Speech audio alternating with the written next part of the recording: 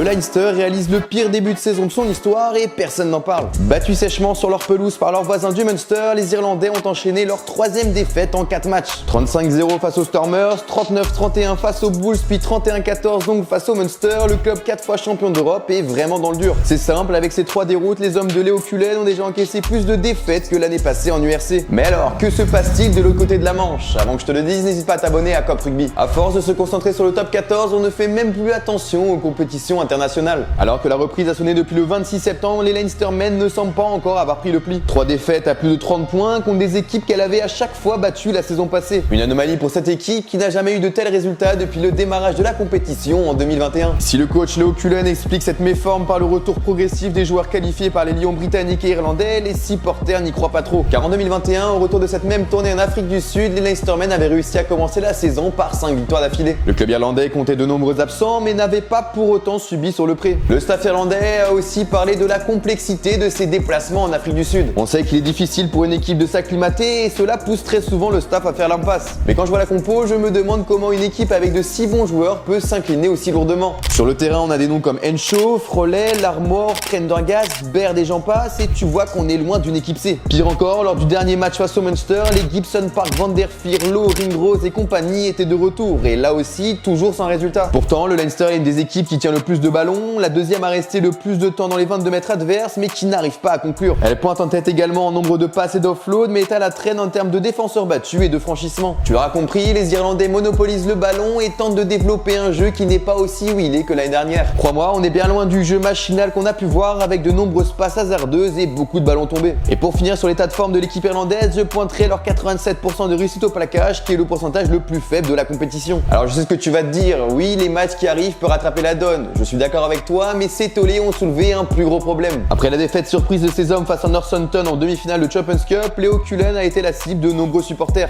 Ne comprenant pas ses choix sur le banc irlandais, il lui reproche des décisions hasardeuses et une mauvaise gestion de l'effectif. Je les ai trouvés un peu durs tant le travail abattu par cet homme est colossal mais force est de constater que ce début de saison leur donne raison. Il reste encore beaucoup de matchs aux Irlandais pour remonter la pente mais ils n'auront clairement pas la même marge d'erreur que la saison passée. Mais alors, penses-tu que le Leinster peut remonter la pente? Dis-le moi dans les commentaires et si tu as kiffé, n'hésite pas à t'abonner à Cop Rugby.